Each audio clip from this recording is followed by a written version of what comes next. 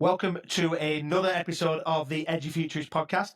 We are absolutely delighted to be joined by another guest in the studio. We'll introduce very, very soon.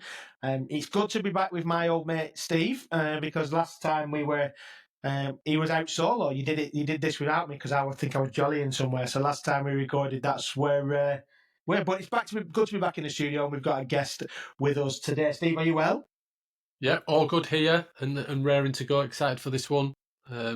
So yeah, all good, and nice to actually have a co-pilot, and means that I can don't have to chip in all of the time and just hear my dulcet tones. That somebody else can throw their ideas and thoughts in as well. Amazing. Well, without further ado, we will get to introducing our guest because you can see him if you're watching this on YouTube, or if you just listen to it on Spotify. You may not see another person in the screen, but we are really glad to be joined in the Edufuture studio by Mike Sharples. Mike, would you just tell us a little bit about you and a potted history of how you got to where you are? Right, okay. So I'm at the moment Emeritus Professor of Educational Technology at the Open University. And Emeritus means that I can have fun doing whatever I want to, and the Open University doesn't pay me. And my background is that I did an undergraduate degree in computational science and a PhD in artificial intelligence. I think I was the first person in the world to do a PhD in generative AI in education. So that was helping children to develop their writing skills using generative AI programs. And then after that, as a postdoc, I worked at the Open University, developing new technology. Essentially, it was the kind of 1980s version of Zoom for tutoring students at a distance. And then I've been at various universities as an education technologist. And in 2012, I came back to the OU to work on massive open online learning and education technology at scale. So that's a kind of potted history of me. It's a really interesting one, isn't it? Because let's go back to not generative AI and generative AI in November 2022 as a significant date, but ultimately COVID and then education technology was a catalyst, or what we hoped was a catalyst to a very different way of education for many, and a way of teaching, learning, and better blended approaches and everything else. And people going, oh, it's brand new. This, it's so new, and people have never done it before. And I remember always calling out some experiences from the Maldives and Australia and all this, but actually closer to home, a great project that had been running for decades in the Open University, but also some stuff that had been happening in Scotland. I was like, this isn't new. We're doing it as a response to a pandemic, but actually, as a design and as a purpose, the Open University have successfully been delivering online education for many, and ultimately created pathways for careers and learning to many single parents and that had challenges that just wouldn't have led them to a formal education in higher education. So it's really interesting how now the Open University used to be this, you've done a degree at the Open University, is actually held up as a beacon by many. So I suppose my interest straight away with yourself, Mike, is what does that look like, and how purposefully does the Open University kind of talk about what it was to how it is evolving to what it is now, especially as many people are, you go on any social media and all of a sudden an advert will pop up about a short course online that you never have to go to Oxford or anything else. There's more competition in the market. So maybe how it started and how it's evolving, I guess. Well, the Open University was founded in 1969, and so it's had a long and honourable history. And when I talk to people that, say I'm working at the Open University, so many of them say, well, I've got an aunt or a brother or a friend who's done an Open University degree. So it's enhanced so many people's lives. Over 2 million people have done Open University courses in the UK. And right from the outset, the Open University was designed to be different. It wasn't a correspondence university. So it had a very close link with the BBC to develop really high quality teaching materials. but also it was a university with supported open learning. And what that meant is that students didn't just get access to the content, but they could also get access and engage in small group tutorials. So in that sense, universities like Oxford and Cambridge, it's a tutorial-based as well as a content-based university. But the difference is that the tutorials are online. And so right from the beginning, we had to explore how can we not just deliver content to students, but also help them to learn and learn together online. So learning as conversation and learning by building as well were really two fundamental tenets of the Open University. And that's been the case all the way through. What's changed is the way we've done it. So in the early days, it was through, for instance, telephone tutorials, including group telephone tutorials. It was through sending out home experiment kits. Literally every student on a course would get a microcomputer, or they would get a set of rocks for doing a geology course. So they would get these home experiment kits so they could build, they could do research in their own home. Now it's a lot to do with online tutoring and using the latest technology, including AI technology, not to provide a substitute to a teacher, but to augment and to enhance the learning. And that's what I've been working on most recently. How can you use AI to enhance learning, not just a substitute for learning? I think there's so much packed into that statement there about learning by building, and how you've had to navigate this experimental world. So when you come into a physical bricks and mortar building, university, school, college, the stuff's there. when you are doing it through an open source and an open university model, you've got to think logistically. In that lesson where you want to do this, or you want in that module when you want to do this, that's got to have gone out 2, 3, 4 weeks beforehand. So it actually makes us think a little bit more strategically, forward thinking, and I suppose this is the. I know Steve mentioned the precursor to like online learning through COVID. Like you've been modeling this as an organization for many years, and as when it comes to like learning technologies, then you will have seen everything from the things that we probably have never even heard of. And I remember when the height of educational technology, this is when I first started teaching, when we got interactive whiteboards were the highlight. Like when they came in, we had projectors before that and acetates, and then we went to interactive whiteboards, and we thought these were the best things since sliced bread. And now they're just a lot of places. They are just wallpaper, aren't they? And they are old tech. Maybe talk to us a little bit about how you've seen that evolve from learning technologies, because that must be fascinating to see that over the last however many years in that space. So I think the main thing is that the Open University has always started from the pedagogy, not the technology, because technologies come and go. But the real grounding of the OU's approach has been, firstly, that learning is a conversational process, and we can talk more about that. The conversation with oneself and conversation with others is fundamental to learning. And the other is about learning through model building. So instead of just receiving content, you build mental models, but you also build physical models. Those two things have been absolutely central. But the problem is, how do you do both of those at a distance? And so we had to evolve technology. And this is go back to the early 1980s. This was, before PowerPoint, even before Microsoft Word. We had to develop a way to tutor students at a distance in groups.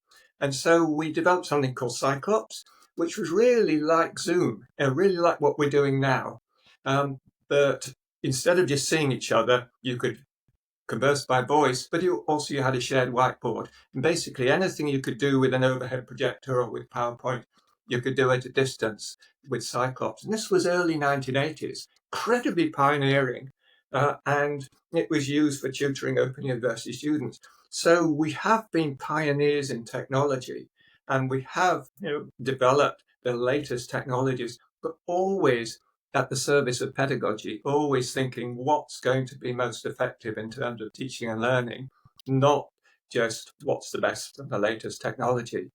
And those two fundamental approaches, well, really high quality content, learning by conversation and learning through model building, have been central. And is that key to the work that you're doing in regards to the AI right now, looking at what does that look like for teaching and learning rather than how can we shoehorn a particular tool or a particular trend into the development of education? Then is that where you're spending your time currently, Mike? Yeah, it is. So when AI came along generative AI in 2021, 2022, I was really interested in how can you exploit and enhance that AI to support learning. And back in 2012, I'd set up a series of annual reports called Innovating Pedagogy. And they were taking the best ideas in teaching, learning, and assessment and saying, how can we make them more broadly available? So each year we produce these Innovating Pedagogy reports. When generative AI came along, then my first instinct was to say, how can we take the best of those Innovating Pedagogy reports, the best ways of teaching and learning, and see how AI can enhance them? So it might be things like, as I mentioned, learning as conversation, but things like threshold concepts, collaborative learning, adaptive tutoring, learning across contexts, a number of different ways of teaching and learning. How could AI then enhance them? And that's what I've been working on since 2021, 22, working with policymakers, universities about how you can have pedagogy-driven teaching and learning enhanced by AI. So it's brilliant, this, and I think it's brilliant because as a somebody whose title is around educational technology, it's not technological education. I think that's important. So you talk the education first, and I know that another one of the friends of the podcast, Fiona Aubrey Smith, has done a lot of work recently in helping people think around pedtech. And it's not that edtech hasn't existed and that people have only ever just put technology out there, but I know the work that she's trying to do and has tried to do is probably similar to the work that you've been doing in terms of talking about pedagogy first. Now, for those, I know that this might sound really really basic, but from a pedagogy first approach to technology, how does that change a relationship with technology if we're thinking pedagogy first? Okay, let me give you an example. So there's been a lot of talk about personalized learning, and many edtech companies are trying to get onto this bandwagon now of AI-based personalized learning. The problem with personalized learning is that first, it can be solitary. It requires a motivated student to be able to engage in that personalized learning. And secondly, it can be a substitute for learning. If you have an AI assistant, it may be able to help you perform tasks, but you don't necessarily learn from it. It doesn't necessarily stick when the AI is taken away. So one of the ways in which you can adapt that is by taking an AI-enhanced flipped classroom approach, where the teacher is still central. You still have human teacher as central to that, but the students then may explore a topic using AI and then enhance, discuss, extend, experiment with that topic through a human teacher mediated discussion or seminar. And then there are aspects related to that, such as threshold concepts. Now, threshold concept is a key concept in some particular topic area. So it might be, for instance, in computing, it might be the concept of abstraction, or in economics, opportunity cost. And you can use AI to explore that threshold concept that may change your perspective on a topic. But then you need to then understand it, critique it, and that's what you can do with a human tutor. So it's how you can align human experience, human expertise, human empathy, along with AI expertise and AI engagement. So that's just one example of the way in which we're looking at how AI can enhance pedagogy, not replace a human teacher. When you say testing, trying, what does that look like? I think for those people who always talk about educational research, it's a case of you're not going to get two sets of 30 twins. You're not going to get two twins of teachers. You're not going to get exactly the same environments, especially in the Open University where everybody's online and in different home spaces and different learning spaces at home and everything else. But what's that look like in terms of for research, but then the testing phase to see whether there is an impact and whether it's working, and through the feedback, there's an iteration and a development of that product or that approach? So the Open University has a huge advantage in that we've got thousands of students, and we've got, particularly first-year courses, we've got massive numbers of students on those courses. And also every course is explicitly designed. So we have a learning design approach to all the courses at the Open University, where we look at the balance of different sorts of pedagogy, different sorts of teaching and learning, how much direct instruction, how much collaborative learning, how much experimentation, and how you align all those. So we have designs, we have thousands of students, and we have outcomes. And outcomes are in terms of the students' grades, but also how engaged they are, how much they do help seeking. So we can do large-scale experiments. We can say, if we design a course this way with lots of collaborative learning, what does it do to student engagement, but also what does it do to student outcomes? And one of the strange things we found is that students generally like to learn as individuals. But in terms of their outcomes, they do much better when they learn as a group, much better. So one of the things we have to do very early on with our students is explain the value of collaborative and group learning, doing group projects, so that students can get the benefit in terms of engagement. And that's where the Open University has what we call associate lecturers, tutors who work with the students on group projects, so they can get the benefit of that group learning, but also the engagement and the motivation, and get over that hurdle of having to do work with other students. So those are some of the sorts of experiments we can do. We can do large-scale experiments where we vary the learning design, and then we we evaluate the learning outcomes, including their grades, their motivation, and their help seeking. So we've been able to do some really, big scale and fascinating experiments on pedagogy. One of those things, I managed to have a read of the 2024 report, and one of the things that fascinated me was around this idea of learning in conversation with Gen AI. And you mentioned this previously in the introduction there about learning in conversation, and and I was quite intrigued by the idea of how we can learn, how students can learn in conversation with an AI, with generative AI, but also how teachers, educators can use AI as a partner, as a curriculum partner in that space. Would you maybe just explain for our listeners why you went down the road of learning in conversation with generative AI? So it was fundamental in the early days of the Open University. There was a very early education technologist and theorist called Gordon Pask. And Gordon Pask was a fascinating person. He died in the 1990s, but he was fascinated for two reasons. One, he developed the very earliest adaptive technology in the 1950s and 60s. He was the first person to develop a patented adaptive tutoring system. But he also was a theorist around what he called learning as conversation. And the idea is that every learning activity is a conversational practice. We converse with ourselves as we interrogate our existing understanding. We try to negotiate differences in conception within ourselves. but also we learn through conversation with others. It could be conversation with peers, it could be conversation with teachers, and also, this was also fundamental to Gordon Pass's approach, it could be conversation with machines.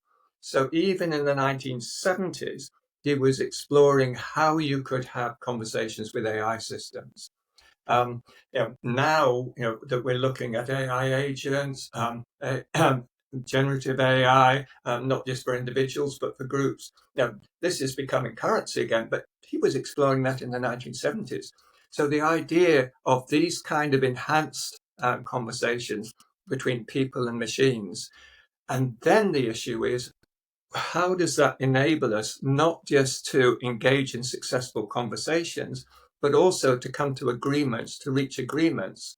If you have differences in ideas, differences in conceptions, what do you need to do to be able to explore differences and reach agreements? And then how can that persist? How can you not only have a productive conversation, explore differences, reach agreements, but how can that then help you to learn to go on to perhaps a deeper, a more powerful conversation?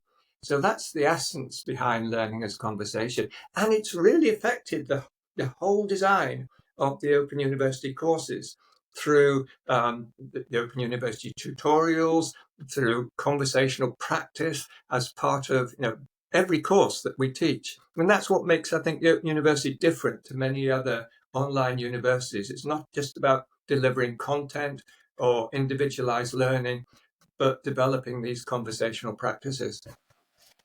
I'm just intrigued. Sorry, Steve, can I just jump in really quickly off the back of that? See, I was a religious studies philosophy teacher in a previous life before I moved into the roles that we're doing now.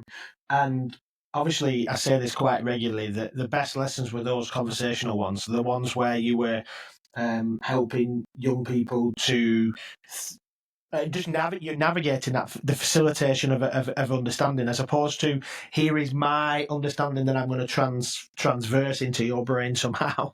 I probing questions, that Socratic world, the dialogic methodology, but also the idea of taking things in directions that a conversation would go, and then being willing. And I think that's part of this, isn't it? It's that dialogue, but also that idea of learning becomes interesting when the people are interested, and therefore it generates that level of engagement, and I suppose I actually probably mean success and achievement in that space as well, because they can talk about it as opposed to just regurgitate it onto a piece of paper, so to speak. Yeah, I mean, once you've got people with different backgrounds and different ideas being able to open up and to explore their different perspectives and say, I believe in this, but I'm willing to listen to you, and let's see if we can reach agreement. That's incredibly powerful. And if you involve technology in that, either you converse through technology, for instance, online, or converse with technology, that's also powerful, but really needs to be controlled.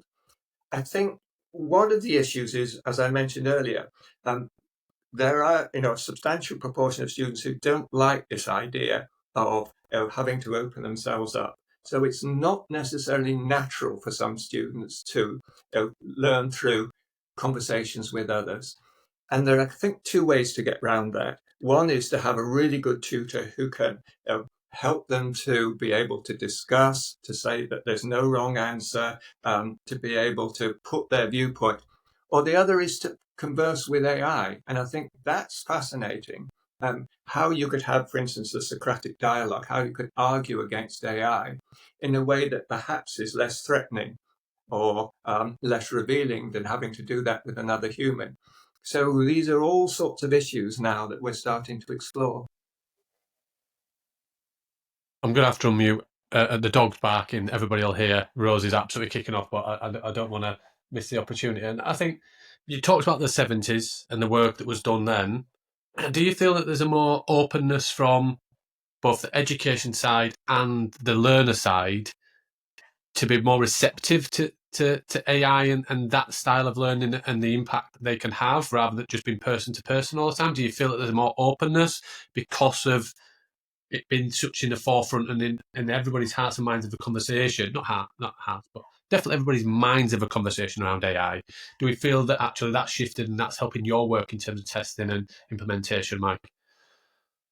I think that's fascinating. So back in the 1970s, there was a guy called Joe Weizenbaum who produced a program called ELIZA. And ELIZA was this very early chatbot. And it acted as a kind of non-directive therapist. You could say, my mother hates me, and it would come back with, tell me more about your mother. And you could have a conversation with it. And that was back in the early 1970s. And there was a lot of discussion and debate, not only about what AI can do in terms of having a conversation with the humans, but also what it should do. And is it appropriate to converse with AI, particularly to reveal elements of your psyche, to use it as a therapist? So way back then, there was a raging discussion amongst AI practitioners about whether it's appropriate to converse with AI. And this is all coming back again. We're having the same sorts of discussions, not just about what's possible in terms of AI conversations, but what's appropriate. For example, we know already with modern AI that it can be very persuasive. There were some studies done recently from people who were known to have conspiracy theories. They said that they subscribed to conspiracy theories. They then had discussions with AI, and the AI was designed to reduce those conspiracy theories, and it was successful. So over time, over conversations with AI, people's conspiracy theories were reduced because through the conversation with AI, they came to agreements, they came to moderate their views. But the opposite could also happen. You could design AI that enhances people's conspiracy, enhances people's beliefs, sends them in a particular direction. So we have to design AI really carefully so that those conversations are conversations for learning, but also conversations to reach agreement, not conversations to take people in a particular dangerous direction. So there's a lot of design work that needs to be done around what are appropriate conversations for learning with AI. And again, that's one of my main interests. So as you know, we've been working with Clever for a number of years now as a partner for our Uprising events and also for our pre-Bet one-pack event this year.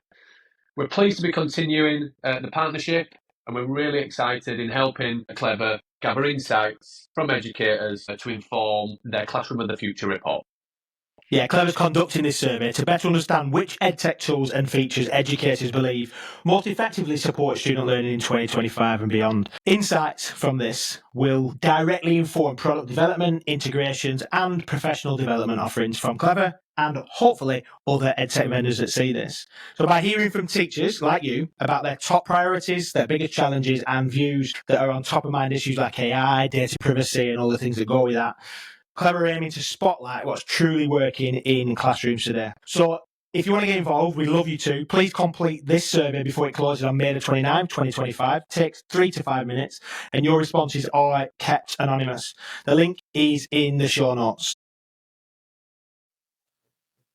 Yeah, and I've seen recently, obviously, there was a post you put on LinkedIn quite recently that, would we say it went viral? It certainly got a lot of traction, didn't it, around your thoughts around AI tutors and what that means. And there's a really big move, isn't there, in education, and I can understand commercially why some people might see that as an opportunity, but also as an opportunity to mix it up, because I think it's very easy, and even people like us who are like, we need to change some stuff in education, and like the lowest hanging fruit seems to be, well, let's give learners this AI tutor. I know you mentioned about personalisation earlier, and there is very much an on-trend move to think about that. In fact, we've got guests coming up in the next few weeks who are indeed building tools that can support that work. And it's always good to have multiple views on that space. I wonder what, if you could maybe just give us some of your thoughts on that. And this is free reign for you to maybe talk about your thoughts on AI tutors in that space. So firstly, I'm not at all against AI tutors. I spent a good 10 years of my life designing an AI tutoring system for neuroradiology in the 1990s. So they can be incredibly useful. Personal tutoring is a very powerful way of teaching because it adapts to your knowledge and your abilities. But it can also be dangerous. And it all depends on how that personal tutor is used. So firstly, to be able to make best use of a personal tutor, you need to be engaged. And particularly for young people, then young people generally love learning, but they hate being taught. And so if you're engaging for hours on end with an AI tutor that's going through a curriculum, even if it's responding to you, it can be a lonely experience and it can be a disengaging experience. And there have been studies with previous versions of AI in the 2000s where they tried it at scale. In the initial experiments, they worked, but when they were scaled up, they didn't because students just didn't engage with them. But the other, I think, most dangerous thing is when they're seen as replacements for human teachers. Because human teachers are not just content deliverers. They're not just providing students with knowledge and skills. They are helping students to learn. They're learning enablers. And they have, an experienced teacher has this, years of knowledge and ability and skill of working with students to draw out, to extend their learning, to help them overcome difficulties, to extend their interests. And AI doesn't do that. It doesn't have that human empathy. It doesn't have that ability to be able to help a learner to overcome obstacles, to extend their abilities. So I think AI tutors have their place, but that place should be very firmly alongside a human tutor, an experienced human teacher. And if that can be done well, yeah, that's fine. But I really worry that edtech companies think that if they build an adaptive tutoring system, put it into classrooms, then teachers can go off and do other things. They can't. It's not a good way of teaching. So we've got to look at what's the appropriate role for individualized, personalized AI, particularly for school education. And what do you feel, in your opinion, might that look like based on your research and your works? Just to kind of say what we hope it maybe doesn't, but what would we hope it does look like? So would that be particular sections? Would that be parts of the week? What would that look like, Mike, in the context of, we call it K-12 now, even though Americanism has come across the pond, but primary and secondary, if we were to focus there, what do we feel it might look like, feel like, and sound like? Well, I mentioned flipped classroom, and I think that is a good starting point. So if you're trying to introduce a new topic, you might have a human teacher in the classroom who introduces the topic, says why it's important, helps the students to get started with it. Then, to explore that topic in more depth, they could be using an AI tutor. It could be at home as part of their homework. It could be in an AI lab, or could be with laptops in the classroom. So they then extend their knowledge with an AI tutoring system, which gives them personalized tutoring, adapts to their level of ability, and enables them to go forwards. But at some point, they're going to have some deep misconceptions. And that's where the human teacher comes back to try and overcome those misconceptions, deal with stumbling blocks, and also to help the students learn from each other, learn together, because AI tutors can be isolating. I've been to classrooms, particularly in Asia, where students are all sitting in rows looking at the screen. And we don't want to have education which is primarily about students sitting for hours on end staring at a screen. So we need to get that balance right. And I think the role of a teacher will transform. It will be not just about delivering content, but it will be helping students to overcome misconceptions, helping them to extend their knowledge. For students who want to be stretched a bit more, they can then be taken back to the AI tutor to stretch a bit more. But the role of the human teacher is to be able to integrate, to extend, to explore, and to experiment with that knowledge, and to help the students overcome their misconceptions. And that's, it's challenging for teachers for two reasons. One is they need to change their pedagogy around enablement, dealing with student misconceptions in a deeper way perhaps than they do at the moment. But also they need to learn how to work with AI as an adjunct to their teaching, not as a replacement, but as an extension to their teaching. And that's going to be a big teacher development task. And again, I think the EdTech companies really don't understand that, just what a challenge it's going to be for K-12 to do that teacher development so that AI can be properly integrated into the classroom. See, I get excited now because I think the conversation really is around a fundamental shift. And this is a fundamental shift. And I heard somebody say, I think it must have been on LinkedIn, it could have been on a podcast, it could be anywhere. I have a bit of a problem with too much content going in. But my and knowing exactly where everything comes from is what I mean. I had a conversation or around something I'd seen where actually the shift required here and the amount of teacher training and the rethink around education. Obviously, it's not like we can put a pause on stuff. And this is what I heard people say. You can't just put a pause on it and say, right, what we're going to do is we're going to upskill all these teachers for 2 years in this new way of dealing with this dialogic approach to working with AI as a partner, because we've actually got learners now. So we can't stop it to put a pause on it. But then in the same way, it's like we're trying to build the aeroplane as we're flying it. And I know we've got to do that in where we are. And obviously initial teacher training is going to shift. Obviously, that will definitely have already all happened. And it's well underway in those universities and initial teacher training places, I'm sure. I don't know. I'm not being cynical, but I'm guessing not. But I suppose this is a fundamental shift in how we see the role of the educator. I spoke at a conference the other week, and I said this phrase that it's redefining the role of a teacher, which is, for many, many years, the teacher was the font of all knowledge, weren't they? There was no other way to fact check. There was no way to have easy access to information. And the teacher was the font of all knowledge. I give my epiphany moment relatively regularly on the podcast when I was when I was teaching an A-level philosophy class, and a student said, "Oh yeah, I've watched a crash course philosophy video on YouTube." And you were right, sir. It's like everything I've just taught. He said, "Oh, I've watched a 15-minute video, and now I know exactly what you were teaching me for the last 2 weeks."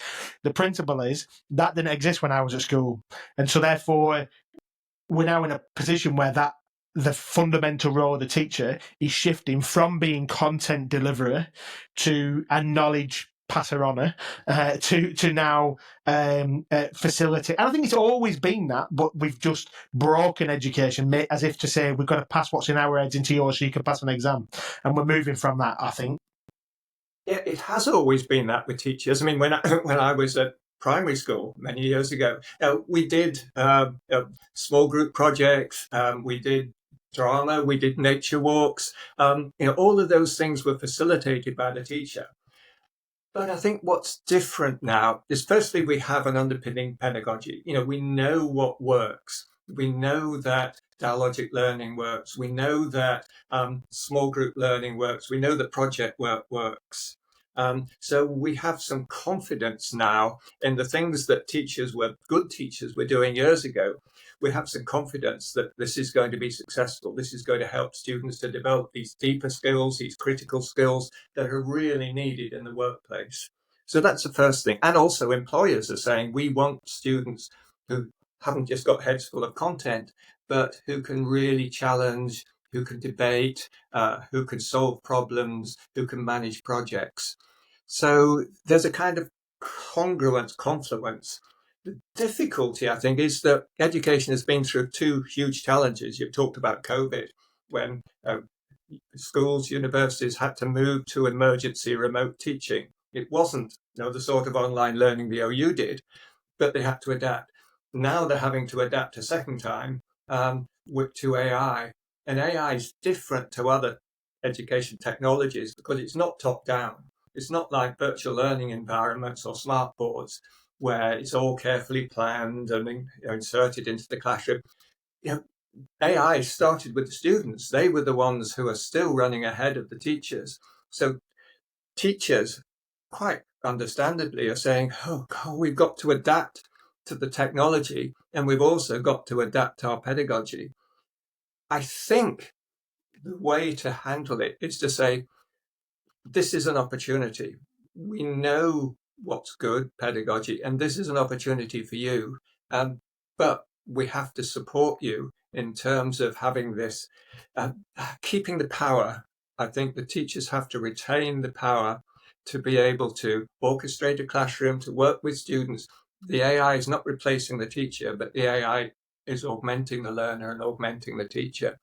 And I think working with teachers on this power dynamics, working with teachers on, again, good pedagogy, learning through dialogue, project-based learning, and providing AI resources that are really aligned to education.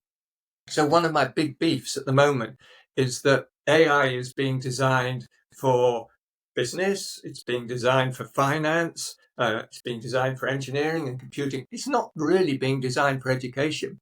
There are no LLMs that are being built from the bottom up around good pedagogy. And so I would really like to see universities and schools working together to say, what is good pedagogy in terms of design, fundamental design of an AI system. And just as you can build an AI on ethical principles, you can also build an AI on pedagogy principles. I would really like to see that. And that's going to help teachers and it's going to help education.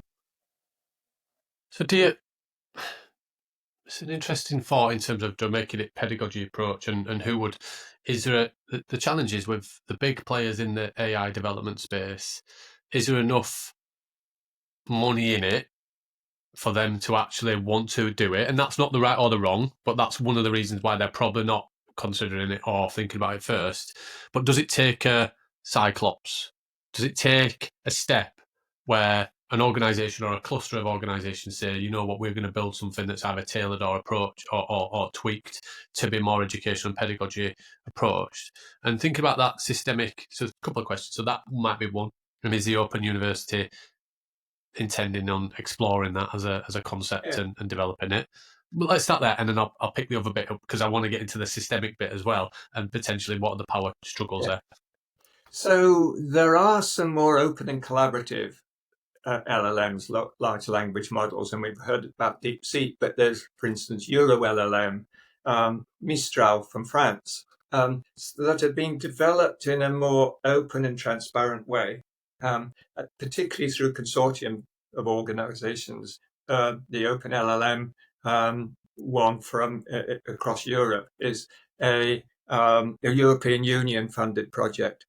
So if you can design, more open and more transparent and more collegiate LLMs, surely you can do that for education as well. So you could get together a consortium of universities, perhaps with schools as well, to co-design an LLM, a foundation model that's based on good educational principles. Now, there are over 1,000 different foundation LLM models around.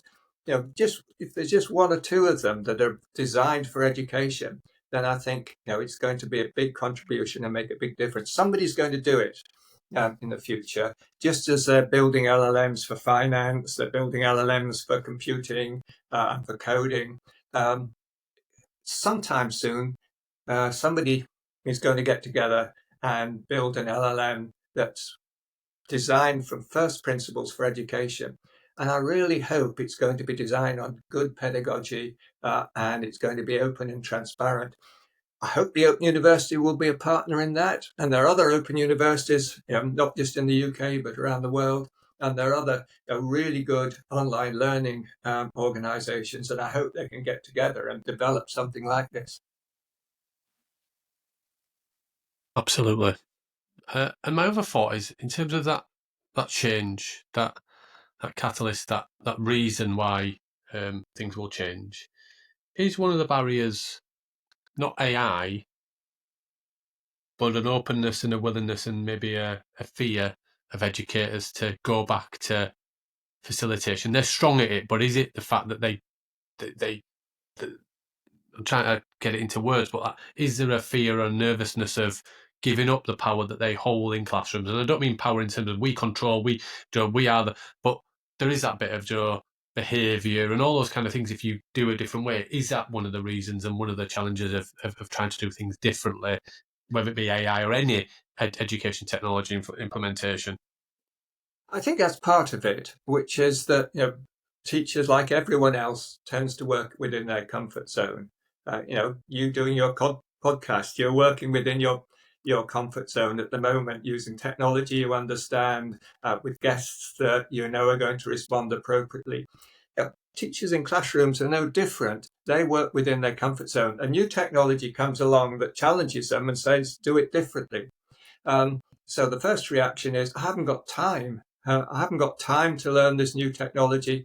I haven't got time to develop new teaching material, new lesson plans. Who's going to help me to do that? So it's not surprising that teachers are resistant to it. And I think the other aspect is that education, schools, universities are hugely complex, interconnected systems. And you change one bit of it, and you've got to change everything else. So at the moment, it's all about assessment. And with AI, we know that at all levels we have to change assessment because students are generating their 3,000-word essay using an AI prompt. So there's a huge need at the moment to rethink assessment. So it's taking up all the mental bandwidth and all the institutional bandwidth of trying to rethink assessment and rework assessment. And the best institutions are going down this two-track approach of having much more robust invigilated assessment, but also having AI-supported assessment. So I think that's the first stage, to rethink. And rethinking that AI-supported assessment and assessment for learning, as well as assessment of learning, is going to encourage then rethinking how you teach. Because if you've got AI-enhanced assessment, you're then going to use that to then as a springboard to think about how can we also enhance project work, how can we enhance collaborative learning, and so on. So I'm not too worried. I think if we get assessment right, which is an absolute imperative at the moment, then that's going to lead on to new ways of assessment for learning and new ways of teaching and learning. And it's got to come. And there are pathfinders such as the University of Sydney that are doing some great work at the moment in showing how teaching can be different with AI and more effective. Yeah, and there's some wonderful pioneers in lots of other sectors. I know that you champion and speaking about in schools and in FE colleges and in workplace learning as well. We haven't even got to the conversation around using extended reality or other tools like that for assessment in terms of like simulated experience that I know that you're passionate about as well. And that systemic change is something that. As we know, and we've said on the podcast many times, we've taken it from somewhere. We don't know where he took it from, but it's definitely not ours. That change only happens when the pain of staying the same is greater than the pain of change and doing something new. Do you think we're at that point now? Because I think in many ways, when I first started teaching back in the 2000s, we were like, this is the new way we're going to be doing it, and we're excited about education shifting. We had a new curriculum review, and we thought, this is going to be it.